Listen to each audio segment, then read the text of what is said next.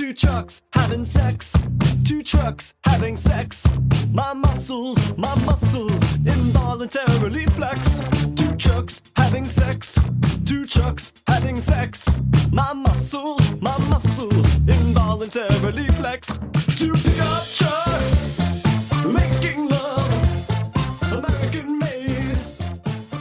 Listen up, Autothoughts and Decepticlowns. You are listening to Prime Cuts, a nonlinear history of the Transformers franchise on television. I'm one of your hosts, Nero. I'm your other host, Audrey. And this week, we're joined by a guest. Please introduce yourself. Hi, I'm Ruby. How much should I say about myself, actually? I don't really know. I don't remember how much I'm supposed to say at the start of a podcast. As much or as little as you want. Shit. You're really leaving the ball in my court. This is the biggest possible challenge for me, honestly. Welcome to guesting on Prime Cuts. Oh, shit. Here's your first challenge. This is a test God. of your podcasting abilities. This has been a ruse all failing along. the test. I guess we'll be eliminated every season. Oh, shit. No. I can't go like this. Just tell us about your, tell us about your podcast a little bit. Or the question that we always ask as well. That's true. You can. I say plug your stuff at the end, but true. the question that I like to start with is, what is your experience with the Transformers franchise? Okay, so I got into Transformers, kind of late in my life, I feel like, in comparison to a lot of people who watched stuff when they were kids, because I didn't really do any of that. I caught the first Michael Bay movie when I was in high school or whatever, but, oh, thank I God. didn't really stick with it. Oh my God. Happy 15th anniversary, Transformers 2007. Sorry, when you said high school, that's such a relief. I can't tell you, the years between Nero and I really, really become quite critical when we talk about our histories. So, I don't think I watched it when it came out, but I remember being in high school when I watched it. So, I don't remember the time frame on that. I was about to say, I'm pretty sure you and I are roughly the same age, Ruby. oh, well. I'm like a year or two older than Nero, I think. Yeah. I'm not sure, really. Okay, I don't well. I was passively aware of Transformers for a while, and then I was in college, and I'm the sort of person who just sort of every once in a while decides I'm going to get very expansively into something. So I was like, okay, I'm going to get into Transformers now. I picked up the IDW comics, starting with All Hail Megatron, because I learned enough about the Simon Furman stuff that I realized I didn't want to go back that far. Fair. And, I figured I should also watch a few of the shows. So I watched animated, I watched Prime, I started on Beast Wars and kind of got sidetracked because a whole bunch of stuff happened. Ruby, it is so nice for you, I must imagine, that you can decide when you get really wildly into things where eyes just get hit by a truck unexpectedly every time it happens. I had a few years of being really into Transformers, and a bunch of stuff happened where the Hasbro universe hit the IDW stuff, and I fell off of every book but Lost Light, and the Robots in Disguise cartoon from 2015 wasn't really doing anything for me. So I've been on pretty passive terms with Transformers for a while, but Nero started this podcast. I'm okay, I think it's time to get back into it a little bit. So here I am. Yeah. Whenever the other books other than Lost Light started to get invaded by oh shit, here comes Rom the Space Knight. I'm like, what? Who? What are you talking about? Who's Rom, my friend Rom? Mask? Who's Mask? Skywarp is on G.I. Joe now, which I do admit is very funny. But it's just it got out of hand really quickly. And I think they realized that because they fucking had Unicron come in and destroy a bunch of shit at the end there and rebooted it. I only care about Rom when he's hanging out with the X-Men. When he's hanging out with the Transformers, it's just a bridge too far for me. Yeah, and man, RID 2015, it's not good. I mean, it's okay. That's unfair. It's fine. It is definitely the exact opposite of Prime in pretty much every way. I had been in the practice, okay, I'm going to pick out, what are generally regarded to be, the best shows to watch, and then just going to, the one that was airing that was, serviceable. Well, it was kind of, a steep climb task for me. Yeah, that's also when I fell off of Transformers on television. I watched the first, 3 episodes of Robots in Disguise. I was like, is this really what we're doing now? Okay, well, that's fine. I'll be over here. And I didn't watch Cyberverse because I kind of thought, from all appearances, that it was going to just be a similar thing to RID. But from what I hear, Cyberverse is actually quite a bit cooler than RID ever got to be. It fucks. So I'm a big fan of Cyberverse. It's not as good as Prime in my opinion, but it's I think I like it more than animated actually. wow. Yeah. All right. Well, I'm pretty excited to get around Cyberverse whenever like you all get around Cyberverse. Yeah. There's I am just, also like, looking forward to it. There's just like again, not to have two interests, but Cyberverse is sort of like the GX of Yu-Gi-Oh, because Okay, that's a strong pitch. because it like starts off so goofy and then straight up genocide happens. Like Oh, mass, man. there's like a mass cult suicide. You love it when you get sometimes those just sneak in there. It just keeps happening. Yeah. So that's how I would pitch it. Yeah. We will certainly be getting there. But we're not here to talk about Cyberverse. We're here to talk about Prime, specifically Transformers Prime episodes 20 and 21. Some good ones this week, starting with Partners. You know what I like about this one? Starscream is very pathetic in it. That I do like that. I also like no humans in this one. And granted, the humans in Prime are generally a lot better than most of their like counterparts in other shows, right?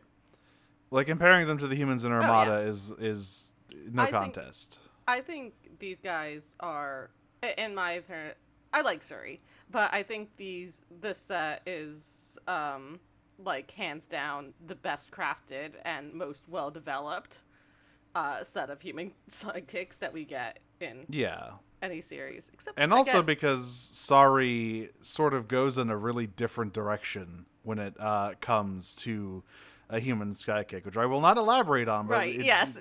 There's a lot that's involved with her, but except for Astoria, the most well developed human character in the Transformers series ever. She just wanted to fuck that plane, and you know what? I can't wait till we get to G1 and people find out how little Astoria actually matters because I keep bringing her up. But what can I say, girl? Just a bit part in one episode. Yeah, what an episode! One episode, but whatever. She's a girl after my own heart. I was really surprised, like when I was watching these episodes, because I was catching up on the podcast, and I heard like every week you're talking about the humans, and there's like one human across both of our episodes this week. Yeah, that's it. Yeah, Jack and Raph don't really show up at all. Yeah, I feel like one thing they are like really good about is they know when to deploy the humans and also in what capacity and which ones. Like not every episode has to have all three of them. We've had several episodes where it's just Jack doing something, or just Mika. We haven't had anything where it's just Raph yet, but there are episodes like that in the future, I think. Yeah. But speaking of Starscream being pathetic, we kind of start out here the episode here with him basically giving a reality show confessional to Soundwave. Okay, so I never watched Endgame, but isn't this literally the exact speech Tony Stark gives in Endgame? I very distinctly remember Endgame trailers with "I've made mistakes, some of them big ones." Yeah, I love when Tony Stark swears his fealty to Megatron in Avengers Endgame. It's my favorite part. It was a real twist, but they really are expanding that universe. Mr. Optimus, I don't feel so good. I mean, this kind of is his little fucking speech at the beginning. I just love this because he's like, I have fully accepted my place. I am Megatron's second in command. I am done with my silly ambitions. Thank you so much for listening, Soundwave, who you know Soundwave is immediately making YouTube poops out of that fucking clip. No, I do want to be very clear that verbatim, that is what's that quote. I've made mistakes, not big ones, but some of them significant ones or whatever. Yes. But whatever he says, that is how he opens the speech. That's not just me being like, this has sort of the same vibe. It's like word for word. It is quite literally word for word. I can't believe Endgame ripped off Transformers Prime. Shameful. Yeah. Summer blockbusters is the same. I mean, this is so funny because immediately after delivering this speech is like, I'm really content with my place in the world. I've really seen the error of my ways. I am at peace. He walks into the bridge, and immediately Arachnid and Megatron are like, man, that guy fucking sucks, stupid ass. I hate Starscream's ass so fucking bad. So I have a question. How much of this speech do you think he was, like, genuinely believing when he was giving it?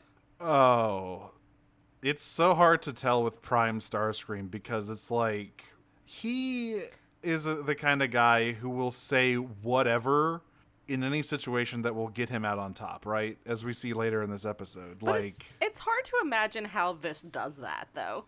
Yeah, exactly. Which is why I think this might be... He is at least trying to mean it. I don't know if he necessarily believes it. Has convinced himself. Yeah, but he's like trying to convince himself. Okay. Yeah. I really get the impression that he thinks he can fake it until he makes it on this one, you know? Yeah, and immediately... No, you cannot, because Arachnid's like, yeah, your fucking idiot second in command didn't look at this ship good enough, Lord Megatron. Yeah, what a fucking asshole. I figure that now that I'm here on the Nemesis, I'm going to engage in the Decepticon national pastime of throwing Starscream under the bus. You know, that's how you know Arachnid is a Decepticon to the core, right? Is, you know, she says, oh, I'm a free agent, I don't do that authority stuff, but as soon as she's there, it's like, you know what? Actually... I do love to make fun of Starscream. Yeah, and undermine his capability and power. This is we've had a lot in this series, but this is like the peak of William hostility. Absolutely, they fucking hate each other so much, and I love it. It's beautiful. So the setup here is that there is an ancient Decepticon transport called the Harbinger that was shot down on Earth, which holds like a special super secret weapon in its cargo hold. A prototype. A prototype weapon. And apparently Starscream found the wreck of the Harbinger, decided, there's something here, and just left it and didn't even log it in the ship's computer. Okay, so this I thought was actually really interesting because, again, well, we get to it... I'll save this actually for the moment, because we get to this at a point further down. But yeah, Megatron's like, "How could you be so stupid?" And Starscream doesn't really get a chance to defend himself, but he's like, "Listen, I know it didn't get logged. I know where it is, so it's chill. It's fine." Starscream just was not like a keeping records guy back when he was the boss. It just didn't really matter to him. No, seemingly not. He's just like, whatever. It's just some old fucking ship. I think it's something else, but again, we'll get there. I think these were conscious decisions. Tying into from the previous episode, that Energon mine he failed to mention was, still active. I think it's even different than that, actually. So yeah, Megatron says, "All right, well, you and Arachnid can go to get it," and neither of them are really enthused about this, but Megatron says you got to go do it. So this scene here is the peak of said Willem hostility, right? Where they are just snipping at each other, and Starscream is like, I used to be the air commander of a squadron of Energon Seekers.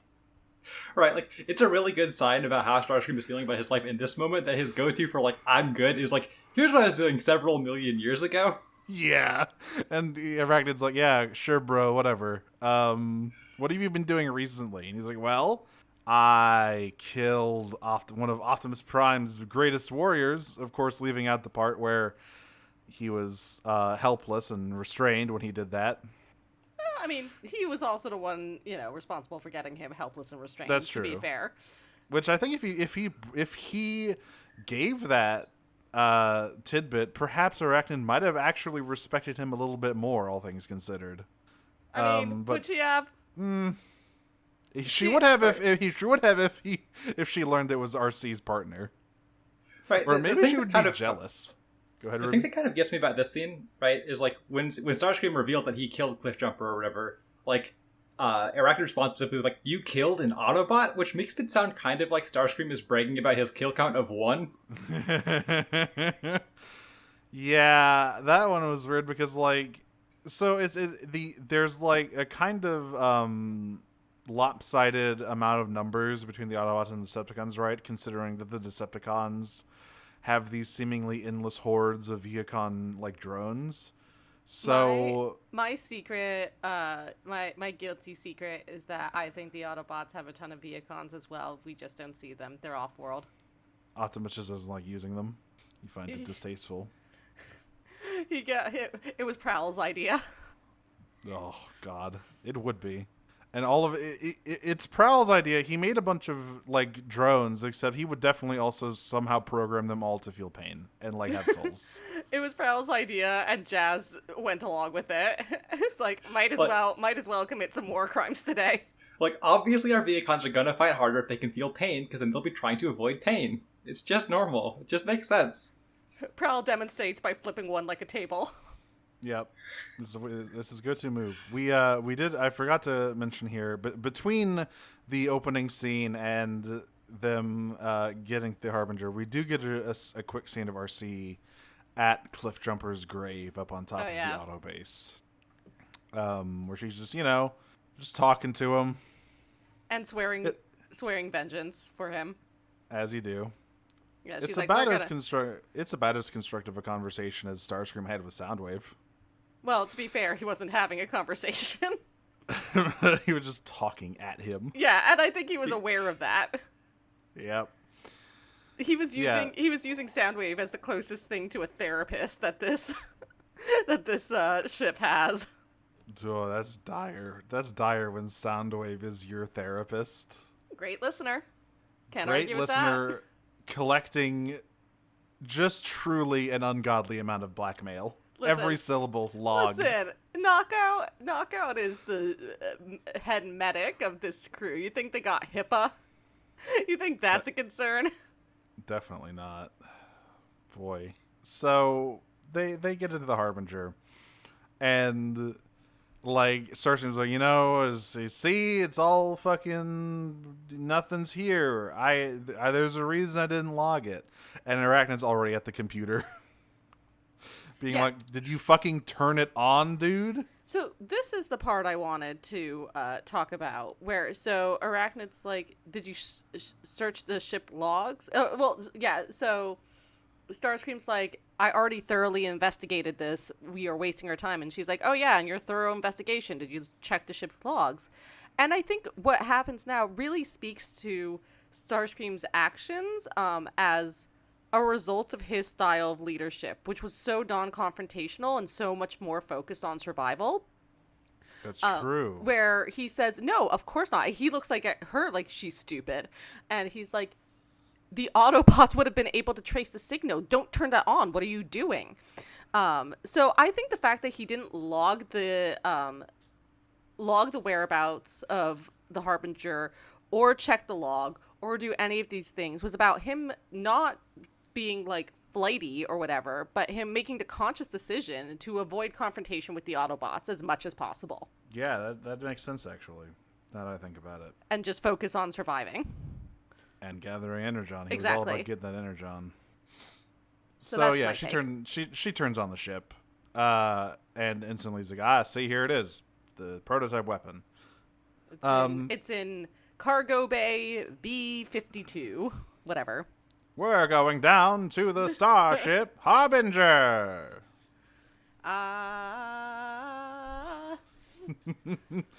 So, yeah, of course, immediately the Autobots get this signal, right? Like, Ratchet's like, hey. Yeah, Starscream was right.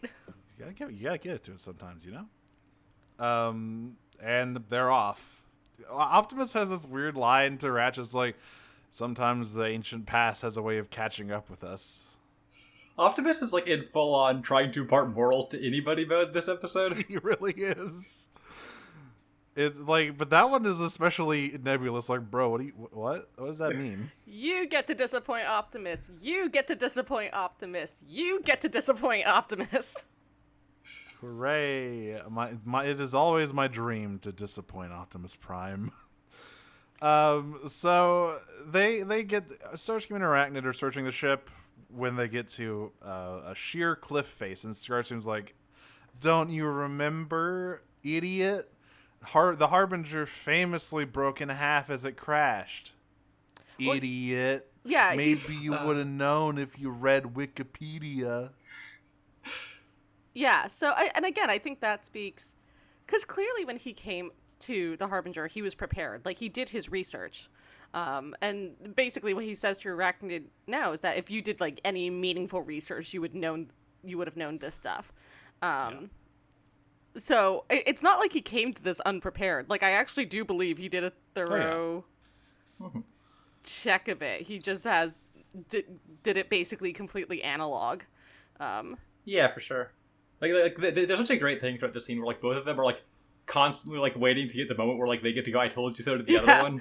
It's just back and forth the entire time. It's wonderful. Like he's like so excited for the moment that he's envisioning where he gets to go back to like the ship and like be like, hey, Arachnid fucked up. There's actually nothing there. It's one big episode of anything you can do, I can do better. And instead of getting that triumphant moment, Arachnid just ties him up and threatens to gut him unless she tells her where the other half of the ship is. Oh my god. They're like so bad at each other at this moment. They're like desperately trying to not call each other slurs here. Yeah, like he is like, yeah, you know, you can't reclaim Dyke. So yeah, basically Starscream eventually folds as Arachnid's like, listen, I will fucking kill you if you don't tell me where the other part of the ship is, because that's the thing about Arachnid. You can't really like play your funny little mind games with her. She'll eventually just get tired of it and try to kill you. This is why she doesn't work with people. She's not a people person, unless you count mounting people's heads on her ship as being a people person. Yeah, and throughout the episode as well, she, you know, as they confront the Autobots, she's like, yeah, no, this is temporary. I'm just having a good time. I hate the cons. I came out here to have a good time, and I'm honestly feeling so attacked right now. Literally. Yeah. Yeah, so she just leaves them there, like, all right, I'm going to go get the thing and bring it back to Megatron, and then maybe I'll remember to swing by and grab you if I can remember how to get back.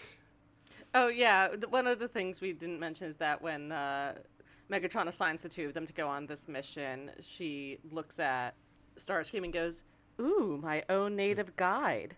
How helpful. And as she leaves here, she's like, who knows if I'll be able to make it back without my native guide. Anyway, bye, loser. Yeah, so she walks out and immediately runs into Optimus.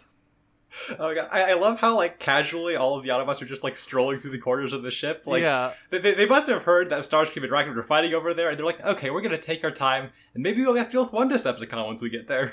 Yeah, they just walk in. Here's a fun drinking game, Ruby. Take a shot every time the Autobots just accidentally come across the Decepticons fighting. It happens so much. It happens specifically with Arachnid. But like last episode, it was oh, that's right, Megatron and Starscream. It was Arachnid and Breakdown. Like it's constant. They're just always walking in on some kind of Decepticon shenanigans, right? Like even if it's not like fighting, I always love the time when they go to find Starscream reviving Skyquake, think that it's Megatron, and Bulkhead goes, that's not Megatron. Who's that guy? But yeah, so Arachnid runs as she is wont to do. And she burrows a hole through the cliff, and the only person small enough to climb after her is, of course, RC. And Optimus is like, "Ho, don't do it," and then she does it, and Optimus goes, "Oh my god." Yep. So she and Arachnid have a bit of a fight. It doesn't necessarily go well for RC.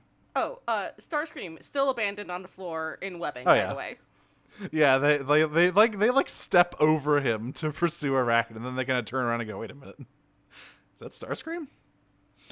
So yeah, Arachnid's about to mess up RC when Optimus runs out to scare her off, and he say the line, Optimus. It was foolish to engage the enemy on your own, RC. You know better than that. That's what he says. You know better than that. At this point, I'm not sure she does when it comes to Arachnid, which is basically what she says herself. It's like, listen, it's a special case, okay? I appreciate your high expectations of me, sir, but I'm going to break them. Mm-hmm. Then Bulkhead drags Starscream out of the cave, And I love this because he's like, all right, listen, I will tell you where the other half of the Harbinger is on one condition. Can I be on here, guys' side? The Decepticons fucking suck. Yeah. It's beautiful. Yeah, everyone's like, ha ha ha, good joke. And Starscream's like, I'm not laughing. Like, not a joke. And RC's like, well... I actually don't do jokes anymore. I'm a changed person. I've decided I'm no longer funny. Yeah, I love this because all of the Autobots huddle in and all of them go, so he's fucking... We can't trust this guy, right? This is very suspicious. But surprisingly, it's RC that goes to bat for, like, we should probably keep him around. Bulkhead's like, we should just get rid of him, right? Like, we shouldn't keep him around and bring him back to fucking base or whatever. And RC's like, trust? No. Not as far as I can throw him. Exploit? Now that's an option. Yeah. And Optimus is like, we should at least extend the hand to anyone who wants it, right? Like, what are we doing this whole war for if we can't try and heal the rift between our factions? And also, by heal the rift, I mean get information on everything the Decepticons are planning, because he's our fucking second in command. That is a big bonus. So, he says that, like, every Decepticon is worthy of a chance of redemption, to which RC responds, yeah, even fucking Arachnid? Right. She says even bot killers, which is like another like signifier that like maybe not that many Decepticons have actually killed an Autobot, if that's like a special like extremely bad like class of Decepticons in her mind. I guess it's like, I wonder if it's like, if it is a difference between like military warfare and serial killer sicko shit, which sort of appeared to be our Arachnids like... Like, are we talking about an overlord, or are we talking about the scavengers here? Yeah, exactly. Like, I feel like maybe you could read it as there is an extra layer of like revulsion in specifically what Arachnid does, whereas like if Megatron chopped a bunch of dudes in half, that's just what happens. I think there's also a question about like how the war has changed sort of in recent times. Like, this isn't really a war anymore. This is two factions trying to kill each other, but a war needs like a lot more people than we have going on here. So I think there's a difference than sort of like the idea of like an anonymous battlefield, right? Where you're just sort of killing whatever in a way, and what Arachnid does and what, Starscream did with Cliffjumper, which is basically just like intimate murder. Yes, that's true. Yeah, like, right. The everything is so spread out now, and like the numbers are so much lower. I mean, we saw how many fucking corpses are on Cybertron thanks to Megatron's zombie army. So I think those are probably like there's a difference in level of like intimacy, and also in terms of like, well, it's mostly intimacy, but like there is a personal aspect to what like Arachnid does and what Starscream did that I think is different than what you get during war in general. And specifically, RC just fucking hates her. And specifically, RC just fucking hates her. Yes. So they arrive at the site of the second half of the Harbinger's wreck, and immediately Optimus is like, all right, RC, you're on Starscream babysitting duty. You are not coming along on this one. Whenever Arachnid you act up, and I don't want to deal with that. Yeah, you hang out here with this person who definitely didn't kill one of your partners. It'll go really well. Mm-hmm. By the way, I love that he has handcuffs around his wings. It's so good. Like they have in handcuffs, and they also have his wings like in a bigger hand. It's like a big handcuff. Yeah, listen, you gotta clip those wings. So Prime, Bulkhead, and Bumblebee head out to the second half of the Harbinger's wreck, and basically immediately Arachnid pops out and uses the prototype weapon to immobilize Bulkhead, because what the Harbinger was transporting is the Immobilizer, which is a fucking callback to a G1 episode. It's also, I imagine, very convenient for the animators. Yes, where you can just hit pause on all those models. The immobilizer was originally invented by Wheeljack, and as often happened on that show, it went very badly and nearly got everyone killed. Yeah. But this time it's a Decepticon weapon, and Bulkhead gets got with it immediately, and B and Prime have to take cover here. So, at first, RC and Starscream are actually kind of bonding over their mutual hatred of Arachnid, which is wonderful. This scene is so beautiful. Like, I love how immediately willing RC is, like, drop all of her, like, preconceived notions, just, like, engage in the good-natured, like, hating of somebody else. Yep. It really speaks to, the potential to, like, overcome the difference between Autobots and Decepticons. If they just find one guy they all hate really bad, peace is possible. Yep. And he's just like going on and on about I can't, she's just the worst. She is immediately after she got here, she's fucking worming her way into Megatron's good graces and whispering in his ear and doing everything she can to fucking discredit me. I liked her her skinny bitchy neck. Yes, and RC's like, yeah, she fucking sucks. She killed my partner. And Starscream's like, what? She's taking credit for that too? No, she's like, wait. Yeah, Starscream's like, I did that. Which is, okay, on several levels, an insane thing to say in this conversation. But he just got too caught up in hating Arachnid, he forgot. Oh, wait. Yeah. For a brief moment, I was so caught up in the euphoria of hating Arachnid that I forgot for a brief moment that my past mistakes exist. And she's like, you weren't there. So, and he's like, wait, what? Yeah, what was his name again? Tailgate. And he's like, wait, who's Tailgate? Yeah, Tailgate. Who are you talking about? Who's Tailgate? And immediately, yeah, it's the fucking picture of the cat who's broken the fucking. Who did this? Pot's like, you.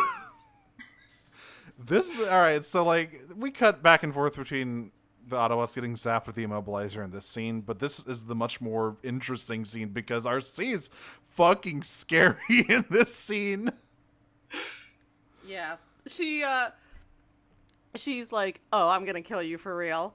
And Starscream's like, no, you wouldn't get, he like gestures at his hands and like sort of twitches his back to gesture at his clamped wings. And he's like, you wouldn't kill a defenseless prisoner.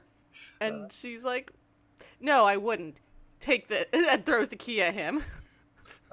I think I really love about Starscream in the scene is that like he is a person who is not so proud about anything he's done in his life that he will not immediately try to recontextualize it several times over the course of the conversation, right? Yeah. Because like earlier in this episode, he was like so proud about having killed Cliffjumper. That was his big like thing to brag about. And I was like, actually, it was just the nicest thing I could have done to him. He was just gonna suffer for a while. I mercy killed him. Basically, it's fine. I didn't have any other choices. Oh yeah, I forgot to mention we do get to see Tailgate and Cliffjumper getting murdered again in this episode, just to make sure we all remember what happened to those guys. But yeah, she throws the key and I was like, yeah, you're right. Fucking get up. He's like, I would rather not, please. I don't want to. Like, as long as you're not going to shoot me while I've got handcuffs on, I'll just keep the handcuffs on if it's all the same to you. And then she holds him at gunpoint. Valentina, take the mask off. I prefer to keep it on. It's like she like points her guns at him and is like, you fucking take your handcuffs off or I'll kill you. And I love that RC's a sicko. Yeah, she is definitely the biggest sicko out of all the Autobots for sure. Like, I mean, Bulkhead has definitely done more on-screen violence considering he tore that guy's guts out in like episode 2 or whatever. But RC, it's just not personal to him, you know? Yeah, RC, when it's personal, she is like, I will fucking decimate you. I'm just like watching stuff, like, oh, she's kind of a bad person. I've got hearts in my eyes. Yeah. Absolutely. So we love mean women. But Starscream is just like sniveling and crying on the ground. Is like, ugh. And so she's like, fine, I'll do it myself. And the instant she gets within range, he just like snaps into gleeful evil mode and shoves his hand into her guts, just like right into her stomach. Yeah. What a little fucking rat. He's a little rat, man. And immediately, as soon as he has the upper hand, he takes the cuffs off and goes, "You wanted a fair fight, right?" Like, you're totally right, Ruby, because this is when he starts, like, mocking her about, yeah, you're fucking weak, just like Cliffjumper was. Well, no, he does the opposite. He's like, "Oh, you're harder to offline than your partner." That's right. He died in one puncture wound. I guess I'll have to do a few more to you. Yeah, Cliffjumper was actually a huge chump who sucked. It was really easy to kill him. I loved doing it. Actually, it's one of my proudest moments. I'd do it again right now if I could. Yeah, and he is like beating the shit out of her, by the way. Like, this is like probably the most brutal fight we've seen in a while. I really appreciate that Transformers Prime in particular allows its female characters to just get slugged. Yeah. It's especially by like male characters. Like, it's one thing to see like Arachnid and RC fighting. But it's another thing entirely to see like Starscream beating the shit out of RC. And like in the previous episode, RC and Breakdown threw down a little bit. Yeah, exactly. And Arachnid and Bulkhead. So he's not her type. Right. Well, yes. We knew. We've been new. I also want to talk about a little bit about the other scene that's going on right now, because we get to a point right around here where Arachnid manages to use the immobilizer to immobilize Bulkhead first, and then she gets Optimus. So Bumblebee's the only one left. And she's like taunting Bumblebee, and she's like, "So what do you think Megatron's gonna do with these two when I bring him back to him? Bulkhead, I bet he's just gonna use for target practice." But then she's like, "But Optimus, he's the real prize." And then she like says homosexually, "Hey Bumblebee, what do you think Megatron's gonna do with an Optimus that can't move?" He's gonna put him on the fucking bow of his warship like a beautiful trophy. It's a weird moment. Another thing I love about Arachnid in this scene is that she's just like sitting on top of Optimus's head for so much of it. She's like, "Hey asshole, you feel like William Tell?" Yeah, absolutely. And she sort of tricks Bumblebee. Like she shoots the rocks behind where Bumblebee is hiding, forcing him to reveal his position, and then sort of blasts the resulting dust cloud with the immobilizer. But she also gets clocked here. But well, yeah. So I love what happens here, because she blasts the immobilizer, and the dust clears, and Bumblebee looks frozen in place. So she goes to turn back to Optimus and sort of, think to herself like, "Oh, but I bet you, little bug, they're just gonna break you down for spare parts." And walks back over to where Optimus is. At which point, it's revealed that Bumblebee was faking it the whole time, and he's really good at freeze tag. He would do so good in Squid Game. And he just fucking decks her. Yeah, he slugs her. That's like the only word for it, is like full on right in the face, one hit KO. Yeah, the immobilizer goes flying and he shoots it apart, and she like flies away because she ain't about that this whole fighting thing. She likes sniping people with immobilizers and like torturing people. She doesn't like getting in fights unless it's with RC. I think this whole sequence like speaks really well to the efficiency of Prime, because it is so easy to envision like the children's cartoon where this is the entire episode of like, okay, the Decepticons have a weapon that immobilizes people, and like here it's just kind of like a few minutes in the background of all the character drama that's going on here. Yeah, it's like the B plot of like, this is where Bumblebee gets to do his fun action stuff. Meanwhile, RC is like about to murder Starscream or be murdered by Starscream alternately. Yeah. Which, speaking of, we cut back to that, and she is like on her hands and knees, bleeding, and he's ready for the killing blow. And he this is amazing too, because he literally falls for the trick he pulled on her. Yeah. Listen, he's not always the smartest. She's like mumbling something. Is like, "What's that? I can't hear your last words." And she goes, "This is for Cliffjumper." Louder. And then, like, the animation here is remarkable. It's great. There's like a lot of weight behind all of her movements. She has like airtime. Her like kicks have airtime. It's good, and she beats his ass. Yeah, just gets him with a nice quick combo here and knocks him over and like deploys the blade and holds it to his neck. And this is perhaps my favorite moment here, where he's like, "Oh, fine then, finish me off. I would rather die here than go back to Megatron and be terminated by him." And she's like, "Okay." And he's like, "Whoa, hang on, whoa, hey, wait, I wasn't being serious." The extra pathetic always works. Why is this happening? Like, it's so good. The only thing that saves him from getting his head chopped off is that she looks up and sees, like, Bumblebee staring at her about to murder someone. She gets hit with the puppy eyes. He looks so sad. Yeah. He's like, "No, RC, don't commit cold-blooded murder. You'll make me so sad." And so she relents and Starscream stumbles off. Arachnid returns to the ship, not only without the immobilizer, but Megatron's like, "Are you fucking kidding me?" Starscream got captured, and she's like, "Okay, well, I thought he sucked." And Megatron's like, "Yeah, he does. He's also my second in command." Like, Arachnid, I know that we always make fun of Starscream together, but, like, that's part of the thing, you know? It's important to have Starscream together so that we can make fun of him. If he's not here, it's just not the same. And also, he knows everything. What we're gonna do, with the clear implication of he knows everything, and there's no way he's not gonna tell them everything. Yeah, I mean, so like the Autobots are gonna have all of our intelligence. It's like kind of all of it. We cut back to I love this quick little thing here where Ratchet's like, "Well, good thing I fixed the immobilizer right up and got everyone moving again." Yep. Anyway, RC's traumatized. Yeah, and she's like, fuck, Starscream would have been such a good, source of information for us. And I almost killed him, and now he's gone forever. And Optimus is like, "Yeah, you fucked up." Yeah, he's basically like, you gotta carry that weight. Yeah, he's like, the line is, wisdom isn't, granted. Wisdom cannot be granted. It must earned. be earned. Yeah. Oops. Sometimes at a cost.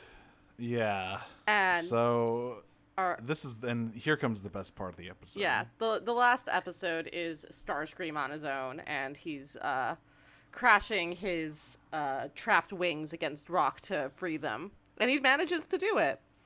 And he's like, "I just had a thought. Fuck this. Fuck the Decepticons. Fuck the Autobots. I'm out. I'm a servant to none, allegiance to none, aligned with none. I'm Starscream. I'm my own person. Peace." And I like that he is thinking of his speech from the beginning of the episode to Soundwave, but he ends it with, "Yeah, I am Starscream, aligned with no side, servant to no one." And listen, I will say this to Starscream. He's pathetic, but he does know how to survive. Yeah. Which is more than we can say about a lot of characters in the series. You know, he hit rock bottom last week, and I'm sure it's all just uphill for him from here on out. You know, I'm really looking forward to season 2, where like he really gets his life together. He has a great time. Maybe makes some new friends who are like appreciate him more. I'm really hopeful for Starscream right now. Yeah, listen, everything's coming up Starscream. Listen, end of season 2. That's actually not so far off. It's just a hard path to get there.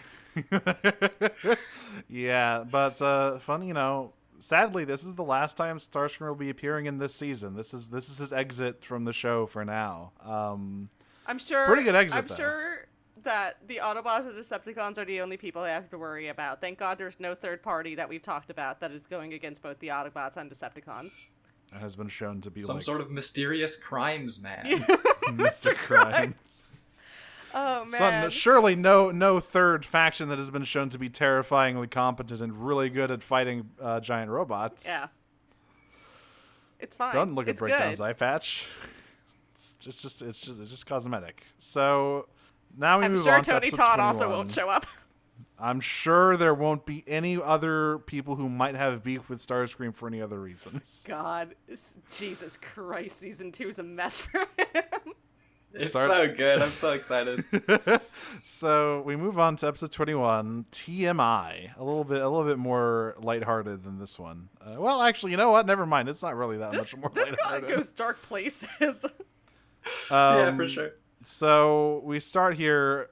Miko and Bulkhead are watching some fucking monster truck rallies, and Ratchet's like, that is fucking disgusting. That is like, you're to Ratchet. That's like you're just watching a snuff films on the television right now. Yeah, this is great because like I love the visual gag where like Bulkhead has to like keep covering his face while he's watching it, and also I love that he responds to Ratchet saying also by being like, "Yeah, it's awesome." Like learning about the surprisingly populated gore tag on Bulkhead's Tumblr. I mean, listen, we saw what he did at that Viacon. He doesn't shy away from it. So yeah, but Ratchet is like, maybe instead of sitting on your ass watching fucking car gore, you could help Optimus. And he's like, he's just going to find some fucking cylinder. What could he need my help for? He's going to look for nerd shit. That's not my area of expertise. I don't care about nerd shit. And so Ratchet's like, all right, let me give you a fucking PowerPoint, idiots. This is a fucking data cylinder. Listen up, And cum slut. Yeah. And he fucking projects an image of the data cylinder onto the TV and explains, like, all right, this is a fucking, like, data cylinder from the ancient times of Cybertron. It's full of living data that could contain, like, wondrous secrets. So it's not just, quote-unquote, nerd shit. And Bulkhead and Mika are like, yeah, whatever, turn the fucking monster trucks back on. But then Optimus, of course, calls, like, hey, Ratchet, Decepticons, I would like some backup, please. And Bulkhead's like, I can do that. Bulkhead, backup is my specialty. Now, I have to bring something up with Ratchet here. I have to bring something to his attention. Just a little meeting here. So you have Miko on base, right? Mm-hmm. Someone who is well known for sneaking out of the ground bridge when it is active and following Bulkhead on various dangerous adventures. Mm-hmm. Have you considered removing the human scale ground bridge interface that you have? I mean, listen, it was only a couple episodes ago where Optimus told Miko that what she went through was less than enough. It was less than enough. Yeah. She's a bad learner. Is all I'll say, because guess what? I love it. I love that Ratchet's like, now you know, Miko, I have a very important mission for you too, and hands her a mop. Which is okay. So especially like, what is she supposed to mop? It's a gigantic missile silo. Oh, there's Just anything. There's so much sand in there. Oh. Or clay or whatever. You know what I mean? Yeah, like, so just telling her to basically just telling her to fuck off and don't bother him. But of course, she goes to the ground bridge and almost instantly gets crushed by a Viacon's enormous ass. She like bridges out directly under a dude Bulkhead just killed. Listen, if she dies, she dies. That's how she thinks of it as, honestly. She's like, you know what? If I die, I die. I gotta get out there and have adventures. Get busy. Miko read a sign saying "Get busy living" or "Get busy dying" and took it to heart. Mm-hmm. I feel like I've got stuff to say about Miko here, actually. Like, I think there's a lot to rag on Miko for because she is very much the person who just goes out and gets into dangerous stuff all the time. Mm. But the thing I like about her is that, like, you definitely also get the sense that, like, she has this view of Bulkhead as not, like, an indestructible guy. I think she really, like, it builds the sense of, like, him as somebody who is also vulnerable. So, like, when he's going out and doing something dangerous, you also get the sense that she wants to help, right? Like, she doesn't want to be the only, like, person not risking her life when her best friend is out there doing that. And I think that's, like, a very interesting, if misplaced, sense of responsibility for her to be intermingling with her, like, just kind of self-destructive, thrill-seeking impulses also. Yeah, because that's right, because in the previous episode, there's this bit where, like, when Bulkhead's holding up the cave, he's like, hey, bang on my foot to signal RC with the drill. And she has this line of, like, but what if I hurt you? Yeah. Right, yeah. Because, like, in that episode, like, she's watching his, like, arms, like, slowly fail as he's trying to hold a bunch of rocks, and she doesn't want to make it worse. Yeah. And, Ruby, I think you bring up a good point that I actually hadn't thought about before, which is that, obviously, they're not siblings, but Jack, Miko, and Raph sort of fall into a sibling-esque relationship, and it's clear that, Jack takes his role as the oldest one very seriously. He's the one with the biggest sense of responsibility. he's much more straight-laced than certainly Miko is, and probably more than Raph as well. And Miko, meanwhile... Jack would never hack the Pentagon. That's like the big difference. What? Jack would never hack the Pentagon. Right, exactly. That's illegal. But I think Miko really has, really shows a lot of, middle child syndrome. That she feels protective for other people, but also doesn't have the same sense of responsibility as, the older siblings sort of do. So it allows her to sort of, again, want to protect people wholeheartedly and do so in a way that is not necessarily smart or effective or safe. Right, she shows up on this battlefield and she's immediately like, okay, what can I do here? How can I help resolve the situation, right? She runs over to the cylinder and calls up Ratchet to be like, hey, can you help me get this thing out of here? Yeah. I can solve this. I do think that she is she is a lot more interesting than your average overeager human companion in this franchise. And this is a prime example of it, right? Yeah, where, like you say, she immediately tries to, all right, I found the cylinder. Time to get it out of here. Well, there's a absolute fucking slugfest going on around her. There's one bit I really love where there's, successive family puns that where, so, Knockout yes. Yeah, I got him. Knockout goes for the cylinder. He's like, well, come to daddy. No. And...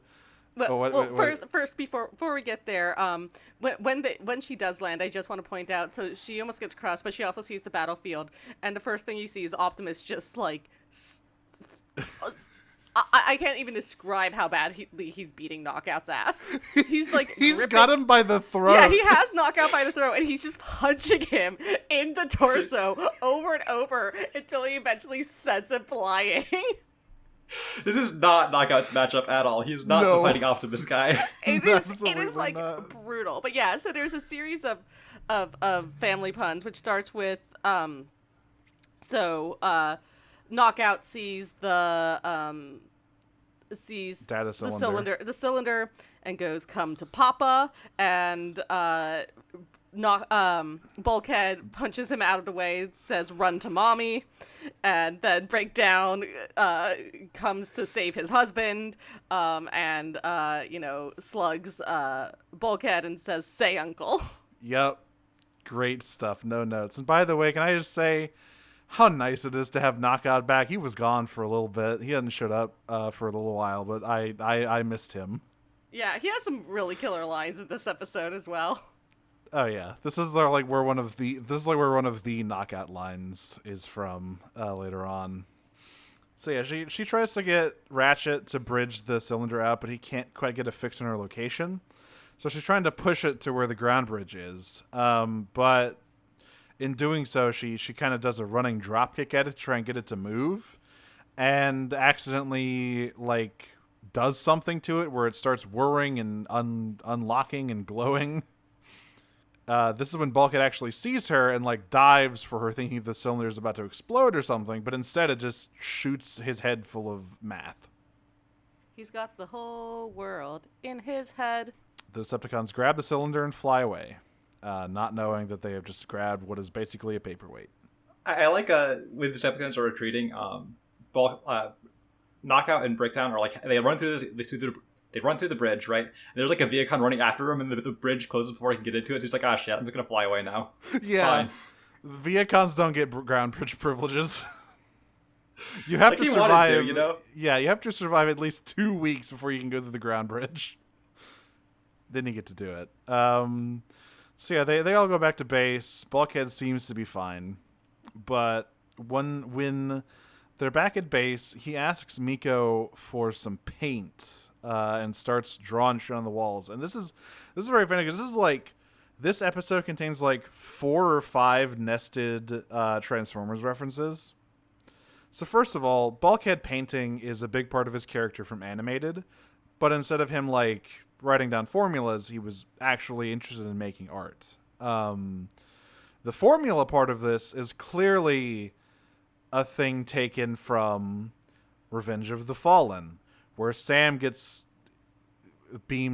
knowledge beamed into him by the Allspark and also starts painting on the walls at one point and babbling about history. who I mean, remind you, the executive producers of this show are two of the people who wrote for those movies. Yeah. And there's a thing where the Decepticons want to chop off Bulkhead's head, a la the Headmaster episode of the original Transformer, or of Transformers Animated. Just all sorts of stuff going on here. But yeah, so Bulkhead is like writing these equations on the walls, and I love Miko's like, hey Ratchet, come check this shit out. Bulkhead's painting shit, and he's like, okay, yeah, whatever. I'd love to see Bulkhead's take on a still life with lug nuts. Yeah. And he gets there, he's like, wait a minute, this isn't art, this is science. Which is better. Finally, something I can respect around here. So I love new Bulkhead. Yeah, the new Bulkhead's great. He thinks this is about 30 minutes until he realizes the horrible consequences of this. Right. So they scan his brain, and they're like, hey, Bulkhead, you've got living data hanging out in your head, telling you all this stuff. And by the way, all the stuff you're painting is the formula for synthetic energon, which is like... Or we believe it is. White... Yeah, they were like... Ratchet thing says this looks like it could be synthetic energon, which is like... that would be a game changer. The ability to just like make energon would... insanely shift the dynamics of the war and allow them to strike back without any fear of losing resources. The talk about synthetic energon here, and like the way they talk about like cylinders as being things that they like launched off into space to prevent the Decepticons from getting when the war started, like really makes me question how much good that actually did, because like sure, it probably would have been bad if the Decepticons learned how to make synthetic energon. However, it's also pretty bad that they spent like however many years spreading across the galaxy and just like fucking up planets to mine them for energon. So it's like, you know. Yeah, one wonders if it's like, if it was a Great War situation where, we'll be done with this by next summer. And then... I also have some questions about the Cybertronian Golden Age and how their perceptions of like what an enemy is anybody who isn't a Cybertronian. So the cylinders just act up if like any non-Cybertronian aliens touch them at all. So some questions there, some stuff to think about. A little weird. I'm sure there are no weird cyclopean like Transformers who accidentally go back in time and invent imperialism. Don't ask where Shockwave was during any various war crime in history. Never ask a guy his income, a woman her age, or Shockwave where he was in several points throughout Cybertronian history. The answer is in a fursuit. So, like, yeah, it's true. No, it is. So, yeah, they say that the defense systems must have been activated when you messed with it, Miko. And she is like, oh my god, I did this to Bulkhead. But at first, Bulkhead's like, no, this is great. Like, I just have to get all this stuff out of my head, and then we'll win the war. Like, you did amazing. We cut up to the Nemesis, and Megatron's like, what the fuck do you mean it's empty? It was full when we got there. And they say that, like, yeah, these things basically operate like batteries, and so the data is stored as energy, and there's no more energy in it, so it might have been transferred to some other receptacle. And then Knockout's like, didn't it shoot a beam at Bulkhead's face? Huh. And Knockout's like, huh, do you think? And Megatron's like, I know, get me Bulkhead's head! That's not until later. At no. first, he's just like, find me the data. He doesn't know.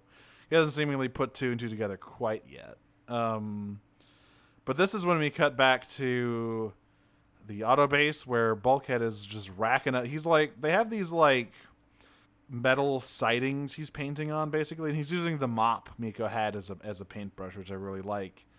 And they're just stacking up these like slates for Ratchet to inscribe. But when RC brings them over, he's like, well, we've got some problems. The data is slowly devouring Bulkhead's mind. And if we allow it to continue, there will probably be nothing left of him. This episode winds up being really fascinating to me because, like, the big strong guy becomes a smart guy is, like, such a stock cartoon plot. And this whole episode, I was like waiting for the turn into like, okay, we learned the lesson about like self-acceptance or whatever, right? Like Bulkhead learns that like people valued him before he was a big smart guy, and like they want him to like be around as he was more than they want like this information or whatever. But like it doesn't really do that. We never really get like the moral or anything. It just sort of veers into like, hey, wouldn't it be fucked up if this happened to your friend? Yeah, there's no like, oh gee, Bulkhead, you're fine just the way you are. There's like an abject horror of, oh god, this is a terrible thing that has happened. Yeah, it just goes into medical horror basically. It's like, what if, hey, yeah, what if there is a virus that like rewrote all your brain patterns? Would that be fucked up or what? Yep. Twilight Zone. So Optimus is like, all right, I'm working on the plan. Don't worry about it. We would need to. But Ratchet's basically like, I kind of thought that he was purging the data by doing all this painting, but now I see that actually that's not the case, and in fact, this is only making it worse. So we have to put the data back into the cylinder before it completely eats away at Bulkhead's mind. So Optimus has a plan. Miko, meanwhile, is like, she kind of discovers on her own that this is happening because they don't tell her this. Ratchet says they didn't want to worry her, but like she's trying to talk to Bulkhead about stuff like, hey, come on, man, all synthetic energon stuff is pretty cool, but don't you want to like hang out and play rock music and stuff? And he's uninterested in all of it. There's a bit where she's talking about like, hey, remember that time Wheeljack used his only grenade to kill like 500 fucking dudes? That was cool as shit, right? And he's like, who? And she's like, Wheeljack, your boyfriend Wheeljack? Who? She's like, oh my god, he's forgotten about Dudes Rock. Oh shit, it is getting bad. Yeah, she I love that she even pulls up the picture from that episode on her phone. It's like the picture she took of them, of him and Wheeljack in that episode, which is great. But he's like, I don't know that guy. And she's like, oh geez, you know who I am, right? He's like, yeah, of course I do. And then he gets back to drawing. So this is when she goes to Ratchet with concerns, and where she's like, oh, you knew and you didn't tell me. And he's like, yeah, we're working on it. We have a plan. We just didn't want to like worry you about it. Yeah, you're right. This is so much more of a like medical horror angle than the usual sort of brain blast plot, right? Like, yeah, no one wants this to happen. So the Decepticons get a signal matching the data cylinder, and at first Breakdown and Knocker are about to head out. Megatron's like, no, you fucking idiots, stay right here. I'm gonna go myself. Yeah, it is a ruse. It's like, Cranky, because you're second in command is AWOL, aren't ya? Which is a fact he does not bring up in this episode, even when he's literally talking to Optimus. But it's like, it's so funny because he is like so clearly taking out his anger on everyone else, and they're all so much more keenly aware of it. Like, Knockout has a line a little bit later on about it, about how dangerous and violent Megatron has become. And it's like, Cranky, because you don't know where your second in command is, aren't you? Yep. So he arrives and he finds Optimus, RC, and Bumblebee waiting for him. He's like, wow, didn't fucking expect you to be here, Optimus. What's going on? And he has the cylinder with him, and Optimus is like, all right, here's the deal. You give us that cylinder, and we will return it to you fully recharged with all the data it contains. And he's like, or Megatron's like, well, I mean, if you're willing to do that, then what the fuck could possibly be on it? Probably nothing, right? It's like Alchemist Prime's fucking cocktail book or whatever. I want that. I do actually want that. But then he gets a phone call and he's like, hang on a minute, I gotta take this. Hold on, I gotta talk to my boys real quick. Yeah. Because what has happened is, guess what? Miko took things into her own hands and brought Bulkhead out to the Monster Truck Rally Arena. Which, by the way, we forgot to mention at the start of the episode. She said that she went to this with Bulkhead in person at some point in the past. Yeah. Mm-hmm. Like, presumably he just like waited out in the parking lot and she like filmed it on her phone for him so she could show it to him when they got back, right? It's adorable. That's cute. And she's like trying to like, hey man, remember all the fucking good times we had here? Like, I'm worried about you. And he just doesn't respond and he keeps painting on the walls. This is when Knockout and Breakdown. Oh, go ahead. I was thinking, Bulkhead has like been working on the synthetic energon stuff for a while, but like the first thing he did when he got super smart was he invented a mop with infinite paint on it. Yes, he did. Oh, and the way she lures him away is that she like steals his paintbrush and like lures him through the ground bridge. Once again, Ratchet, at least when it's only Miko around, you gotta like put the keyboard that controls the ground bridge like up somewhere. Put it on top of the shelf. So obviously, Knockout and Breakdown identified the actual data cylinder signal, and Megatron's like, okay, well then bring me Bulkhead's head. I think I really like when Megatron gets called here by Knockout. Is like Knockout's like, hey, did you get the thing back? And like Megatron is like, I did not get it back. It's complicated. Look. Yeah. Oh, it's yeah. So did you find what you were looking for? It's like, yeah, what the fuck? It's complicated. I love that. Just those two, Frank Welker biting those two words out. It's complicated. Is. Ugh. Right, like Megatron has gotten like scary and angry and violent, but he's also gotten very petulant. Yes. Yes, he is. Including right here, after he says, bring me the head of Bulkhead, he turns around and is like, all right, yeah, you can have the cylinder. Gotta fight me for it, though.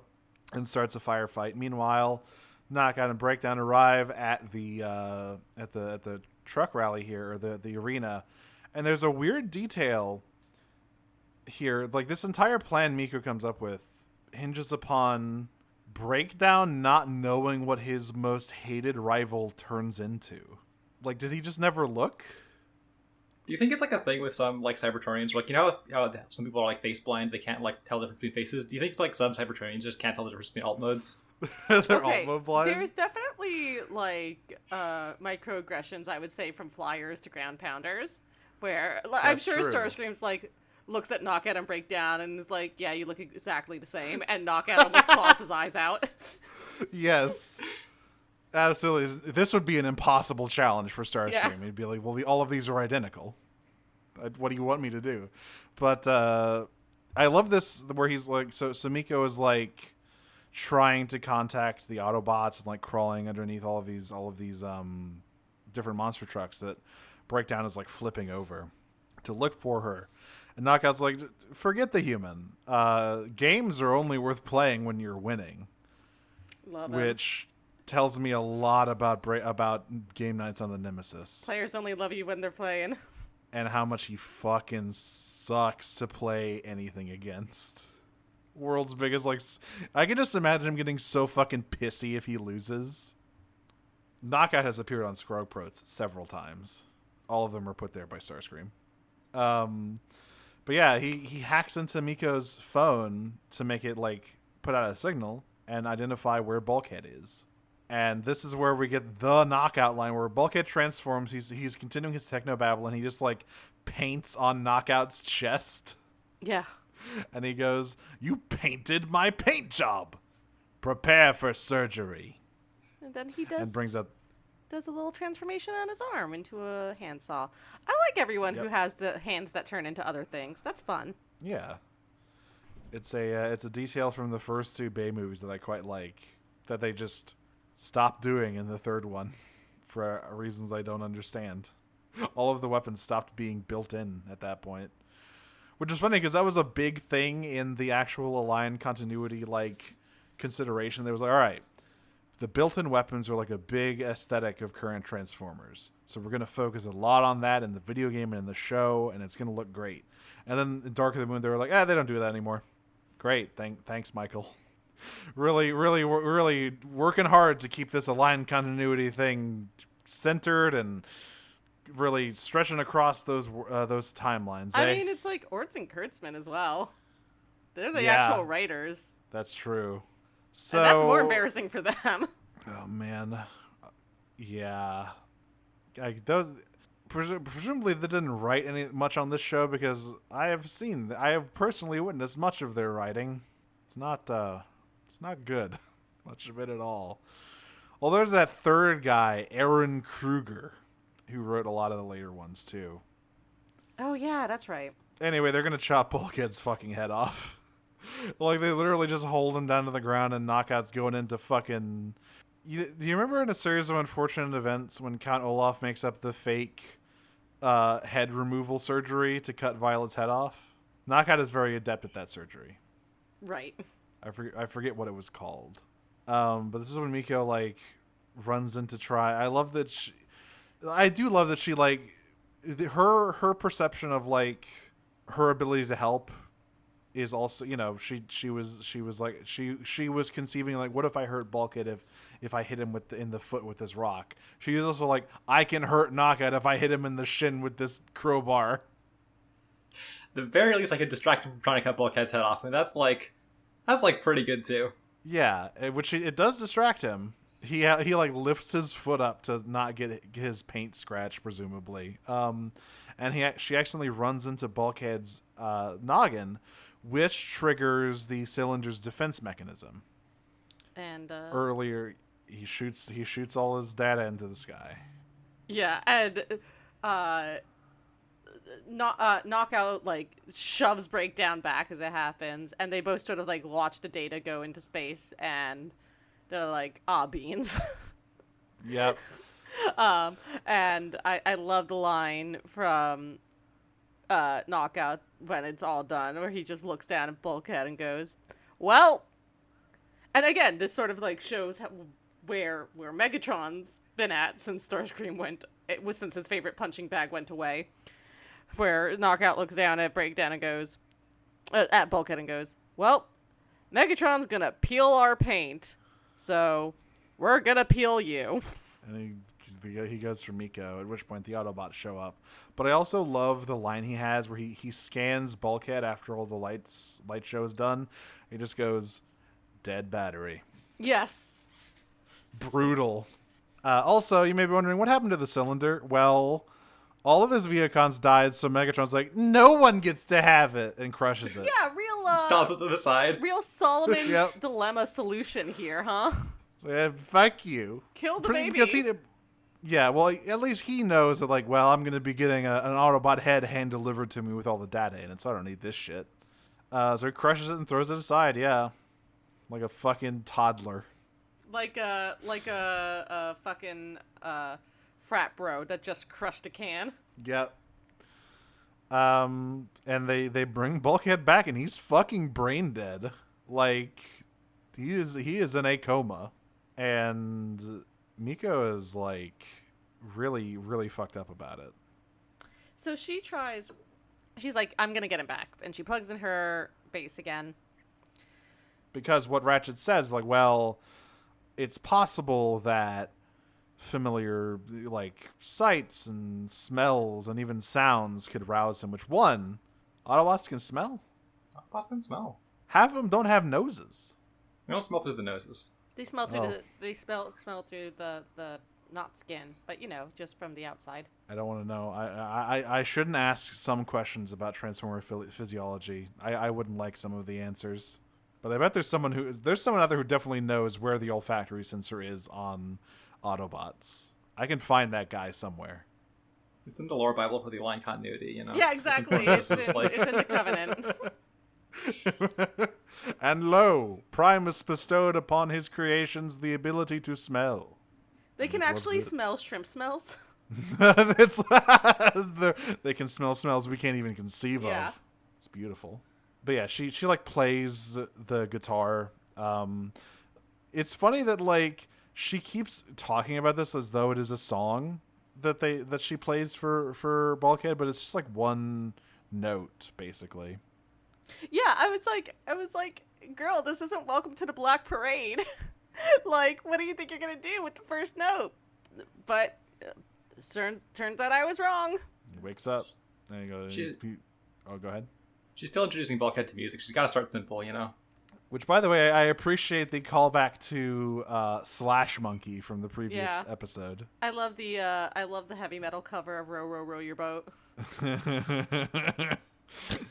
Listen, they fucking shredded on hot cross buns. Oh yeah, someone get an electric recorder in here. Oh, that's the most evil instrument you could ever invent, an electric recorder. We had to fucking subcontract mech to get our electric recorder made.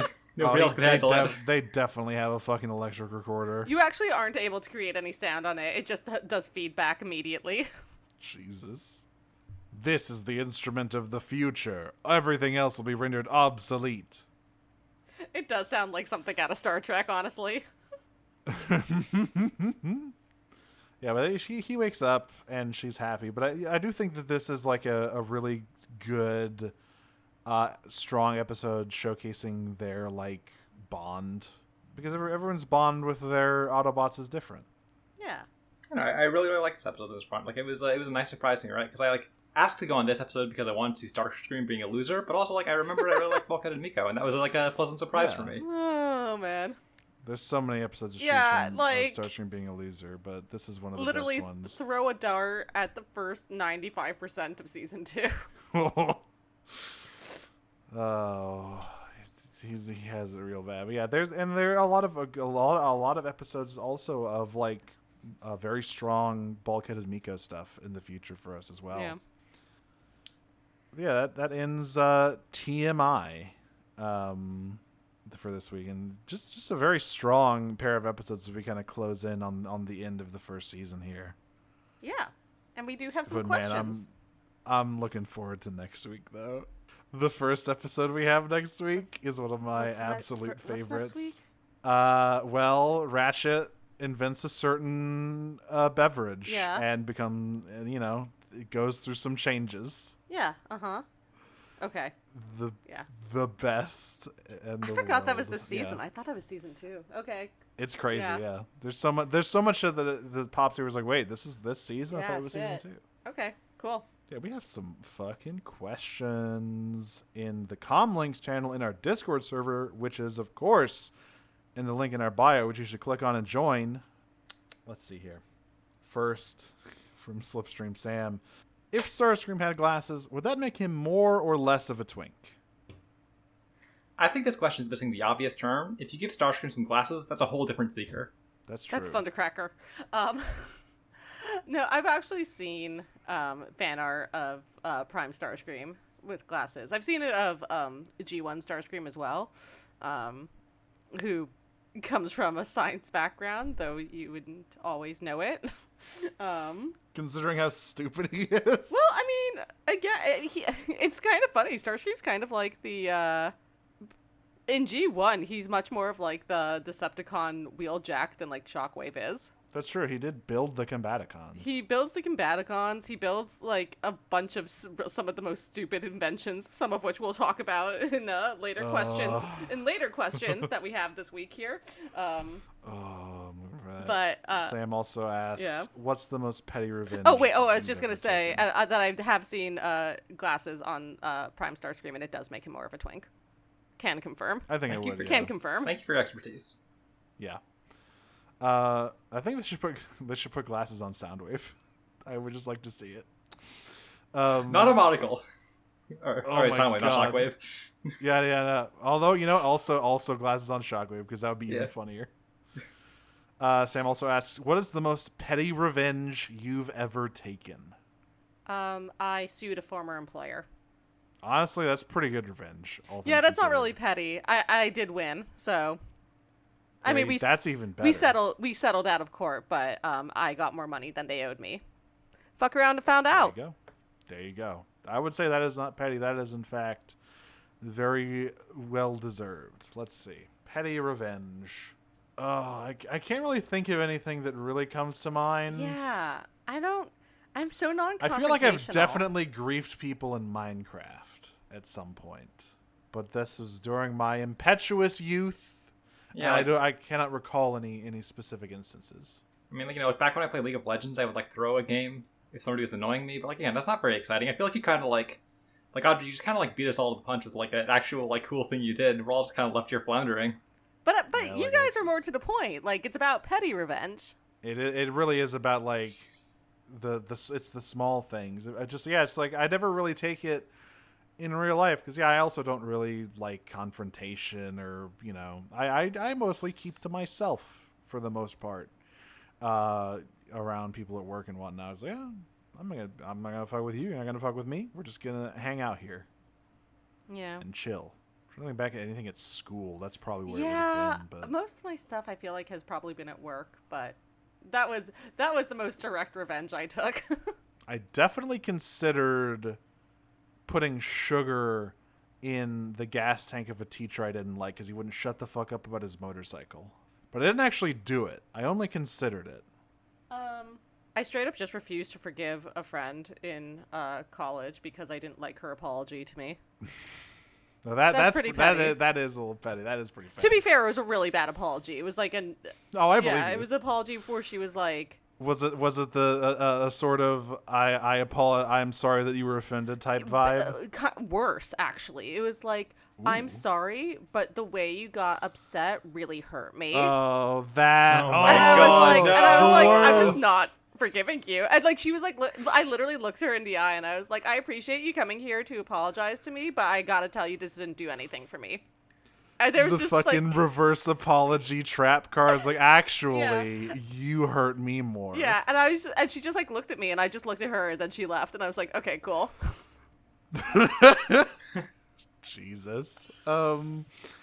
Arachnid asks, outside of Transformers, what is your favorite Mullum hostility and solidarity? Oof. Okay. Hostility is a harder one, I feel like, because there's not a ton I can think I'm of. trying to think of like good rivalries. I think I will pull. I'll go for a deep cut here.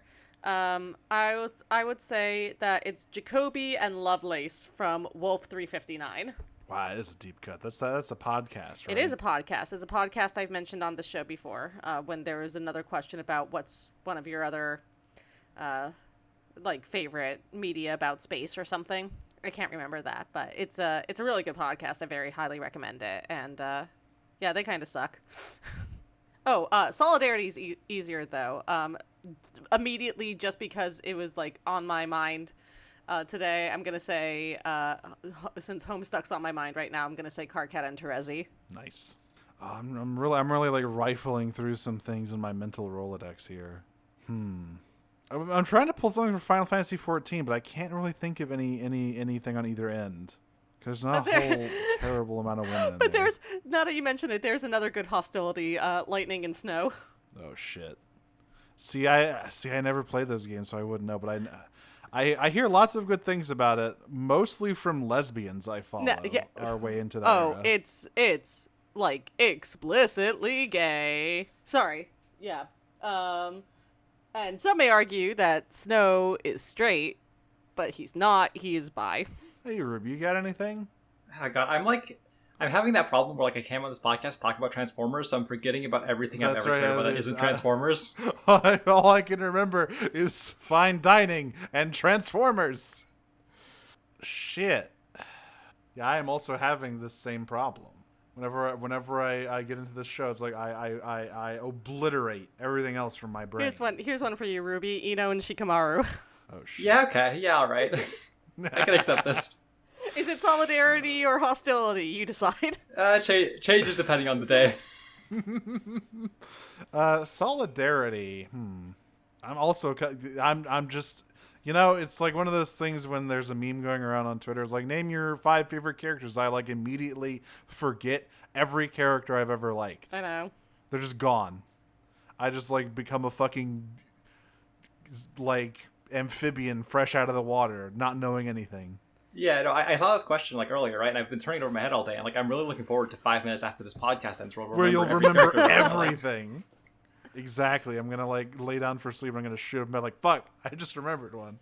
Like I'm trying to think. Like, yeah. All right, we're just gonna have to move on to this next one. For also from Katsuragan, who asks, if Miss Frizzle was a Transformer, what would she turn into? Hard mode, no bus. Oh, this is actually very easy for me. Girl, look at her dress. She's like Cosmos. She goes UFO. I was also thinking Cosmos. Yeah, she goes full UFO. Although, well, to be fair, she has a different dress in every episode based on the theme. But you're probably thinking of the one from the first episode, which is the space one. Yes. And also the I classic do think a one. UFO is very fitting. Yeah, I do think UFO is very fitting for her, though.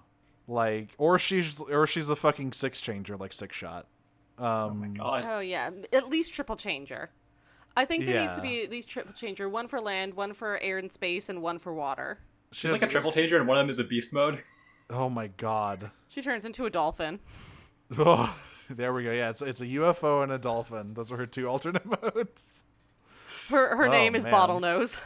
That that is beyond any toy engineering of our age. We will eventually be able to create you know what? UFO and dolphin. I don't think that's so hard. Might work. They're both very curvy. A lot of round they're both edges. very round. Yeah. I think you could figure it out. It would just be really hard. As any triple changer is really. Like, I mean, the more you get into the like multi-changer things, the more alternate modes you slap on there, the harder it is to differentiate them. I love looking at Gigatron from Car Robots, who is a 12 changer in his powered up mode, and some of them are just like this is nothing. This is a hand. It's like you just half transformed the dragon mode. Is this supposed to be a gun? What the hell is going on here? I'm now a car with a different number of doors. Oh shit. Behold my power. Six Shot is similar, where it's like at least 3 of his modes are like these are all kind of the same thing. like the car, the jet, and the Panther are like, well, we just kind of fold out different pieces. But the newer Six Shot toys are obviously like much more distinct because we have proper toy engineering rather than what we had in the 80s. Following on from the Cast Arachnid questions here, we got another one. What is your most Galaxy Brain Transformers take? It's good, actually. That's not Galaxy Brain. I don't know if I go super Galaxy Brain. Like, I think I have something that like might be like vaguely controversial, but I don't think they're like weird, right? Give me the vaguely controversial ones. Give me like one. Okay, so mine is that I really like the various like like the parts of Transformers design. They're like, hey, they got like the various wheels on them. They got the car doors as part of their like robot modes. But like I like all of those like signifiers that they can turn into cars. But like I basically don't care that they turn into cars at all. Oh, so like you like seeing the kibble as it's called in the fandom, but like the fact that they can transform is like, I can take it or leave it. Whatever. That is kind of Galaxy Brain of like the main thing that they do is like, but the vestigial bits of them that show what they do, now that's the cool part. Yeah, I think those are like some really character flavors of like mech design that show up in Transformers stuff that I really like. Yeah, like my Galaxy Brain take. I mean, I guess it's the. See, I kind of, you know what I aspire to be? You know what I kind of aspire to become? I aspire to become a Beast Machines is good guy. Like, maybe you will be. That's the whole reason I made this podcast, is to see if I have the capacity to become actually Beast Machines is good. I'll be rooting for you. But maybe it'll just, its reputation will in fact be correct, and it'll just be... You're all gonna come out the other side of this being Beast Wars 2 stands. Oh my god. If we cannot even touch the fucking Japanese stuff because there's so much of it. There's like almost as many Japanese exclusive shows as there are televised over here. There's so much of it. There was an entire... do all of this? No. Well, partially because some of them are like, they're just not really well subbed or documented. Like, in particular, I think Beast Wars Neo is very spotty. It's never actually received an official English release at all, unlike the Headmasters. But also, like, I don't know, we might touch some of the Japanese stuff eventually, but it's not something we're aiming for right now. Okay. I have a Galaxy Brain take, and I'm gonna get canceled for it. It's fine. Ooh. Of the phase 2 of the 2 phase 2 ongoings, MTMT/Lost Light was weaker than Robots in Disguise / the Transformers. Ooh, yeah, that's kind of... That is. I mean, spicy. it's certainly not popular. That is spicy. I think both of them are good, but I prefer Robots in Disguise. Is it because Starscream is there? I just think it's more interesting. What I really like about Robots in Disguise is that it's just West Wing with robots. Yeah, I do. I do agree that, like, I think they are both really good for different reasons. I've always adored the, like, it is a political drama on Cybertron with all the stuff that entails. I think the question, Lost Light is the classic. I think trying to address the question of the war's over, what do we do now, is much more interesting to me as an ongoing plot than the Lost Lights. Let's find this ancient sect that doesn't actually exist. You know? So Lost Light was much more episodic You know what I mean? It had like Yeah. arcs to, like, a lot of mini arcs to it. But the entire point of Lost Light was that they were wandering, essentially. Like, the journey was the point.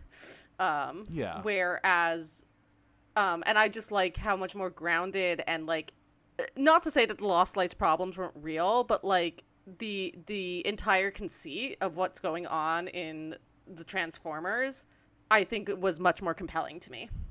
I've always wanted to go back and read Optimus Prime, the solo series that he got towards the end for a similar reason, where it's like, yeah, it's time for fucking, like, interplanetary politics and shit, and grappling with the legacy of imperialism, starring Optimus Prime. Right. So, and also RC gets a girlfriend.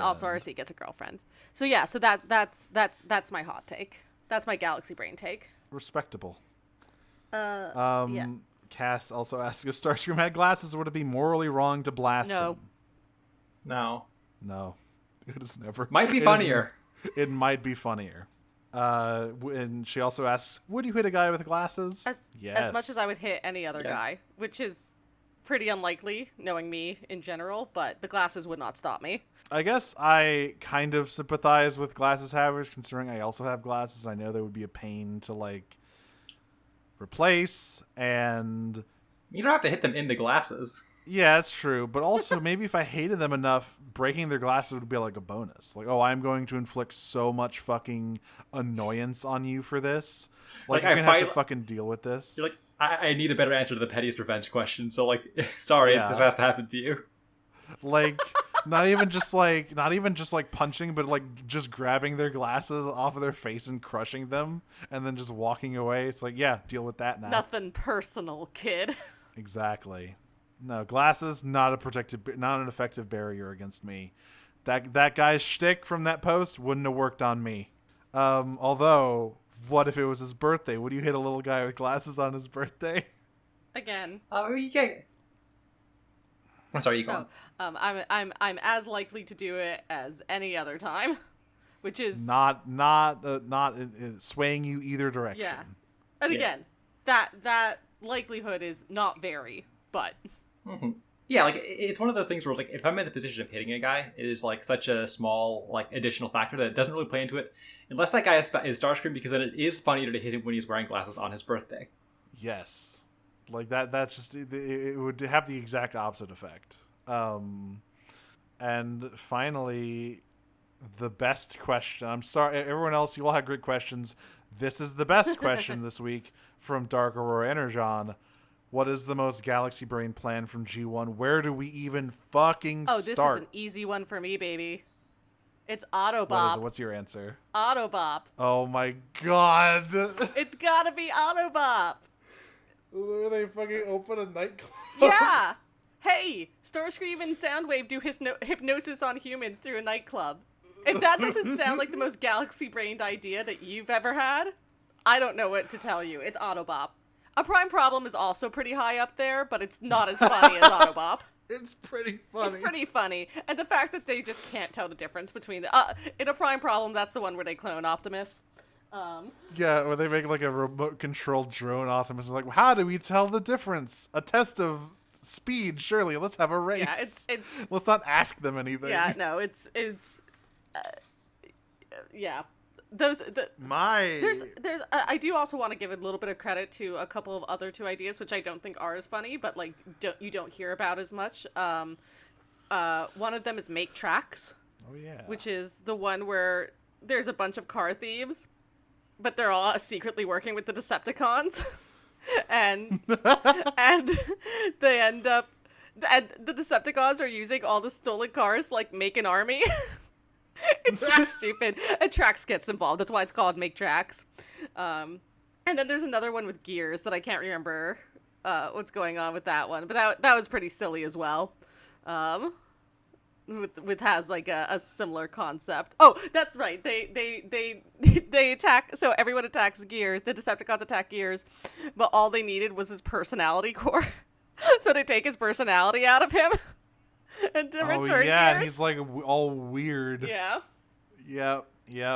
My answer to this is the two-parter where the Decepticons fool everyone into thinking the Autobots are evil by dressing up as them and shooting a video where Optimus is like, I fucking hate all those stinky humans. Yeah. Fucking shitheads. And then Starscream takes off the Optimus head. It's like, was that good? Was that a good shot? And as a result, everyone turns on the Autobots, launches them into space, and declares the Decepticons the saviors of the world, who instantly enslave them. What a good fucking show. I can't fucking wait for us to get to G1. Ruby, do you have any familiarity with G1's amazing fucking plans? These are like... No, I'm just kind of... Oh, sorry. I'm just kind of like sitting here like now I'm looking forward to watching G1 because I haven't seen any of this shit. Yeah. No, it's a phenomenal time. I think all of the episodes we just mentioned are in season 2. Yes, season 2 is just so full of shit like this. Season 2 of Transformers G1 is one of the most batshit series of television that has ever aired. There's this also the one where Starscream gets transported back in time to Arthurian times. Yeah, and the Decepticon in King Arthur's court though is not like it wasn't his intention. We're talking about like when I see this question, what are the most galaxy brained plan from G1? That's a plan, you know what I mean? Yeah, you gotta figure out. There's so many. I mean, the funniest one is the like gigantic purple griffin fortress that pops up for 5 minutes at the end of one episode with little to no explanation. I mean, if I was going to say like the most ridiculous episode in general, I'd say Child's Play, but that also wasn't the plan. Or BOT, which did have a plan, but that plan is like a chaos rune where if you think about it at all, your brain explodes. Yeah. Because none of it makes sense. In Child's Play, they get transported to a planet where they are toy-sized. The scales are off the charts. And they have to escape this like kid who's like finds them. Oh my buy god! Buy our toys. That episode is also filled with some of the funniest fucking animation errors of G1. My god! There's some insane shit. No clip. Oh no, baby, you turned to no clip off. No. Yeah, like fucking Starscream no clipping through the wall and shit. Yeah. G1. I love G1. It's a beautiful disaster. But that's it for this episode of the podcast. Ruby, you're a guest, so you get to do your plugs. All right, hi, I'm Ruby. I am on Twitter at Verdict Velvet. Is it at Verdict Velvet? Fuck. Hold on. I believe it is Verdict Velvet. Yeah, it is at Verdict Velvet. I am also one of the hosts on a podcast called Konoha Crush, which I do with my friend Gwen, which is a podcast about watching all of Naruto. Talking about the process of like adaptation and like the animation production of that show, and also talking about wanting to destroy the village hidden in the leaves. It's a great time. If you like Naruto, I think we make a show that's like a pretty good listen. Very knowledgeable about anime and what goes into making it, and also very funny. I'm Audrey. You can find me on Tumblr and Twitter at Optimum Prime. That's my funny robot internet joke. You can also listen to the other podcast I do, which is called Pot of Greed. You can find that on Twitter at Pot of Greedcast. It's about Yu-Gi-Oh! We have finished season 3 of GX, and we are going on break, so we're not going to record more about GX until September. But we are going to still be creating content during that time, which you can listen to if you pay us $1 on our Patreon. We're watching through Fast and Furious. We're going to watch through the newest Minions movie for Grugio. Will you all be getting dressed up for that podcast recording? I don't think I will be. It's a non-visual art medium, so I think it would come through. I think like the suit on a podcast. Yeah, the suit energy would really carry through the airwaves. It is 95 degrees out, so I'm not so sure about that one. And we've also been talking about doing a podcast for actually reading through the manga for bonus content, so that might be something we start doing as well. You should give us a listen. I'm Nero. You can find me on Twitter at DragonsNeutral. You can find my various projects in various other places, such as Radio Free Heidelin, a show I do with my friend Jane. All about it is a complete companion to Final Fantasy XIV Online. The I couldn't even. I forgot the spiel. I forgot the line. I forgot the free trial bit. It just slid out of my brain. Just plopped right out. Anyway, that's at Heidelin Radio. We just covered the first 3 dungeons, and we also recorded the episode on the first trial, chugging our way through ARR. A previous project I did with her as well is the She-Ra 2018 companion podcast, the Podcast of Power. You can find that on Twitter at Podcast of Power. I'm also on Disney Minus every so often at Disney Minus Pod. Latest episode going up whenever is about Cars, a truly troubling film in terms of its lore and implications. One of the strangest things humanity has ever wrought, I believe, and that is at Disney Minus Pod.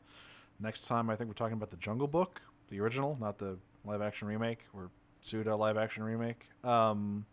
And of course, us. Why the podcast? You can find that on Twitter at PrimeCutsPod, where we are also a member of NoiseSpace.xyz, a podcast network where you can find so many shows, such as let me actually go to the front page and shout out some new ones, right? Some ones we haven't I know we haven't brought up we haven't recently. said LMNOP in a while, and I know they recently updated, so let's talk. But Twink's Awakening got the Island Shuffle, which I guess is over now, but you can still listen to it if you like Lost. But yeah, that's noisespace.xyz. So until next time, I am going to hastily transform roll out and say, come on, it's my birthday. You wouldn't hit a little birthday car, would you? I'm going to find Lem to strike up either a beautiful friendship or a hostile rivalry with and transform and roll out. I am going to fill up a canister full of millennia of Cybertronian hot gossip and launch it into space where no one will ever find it, and transform and roll out. Peach! Peach.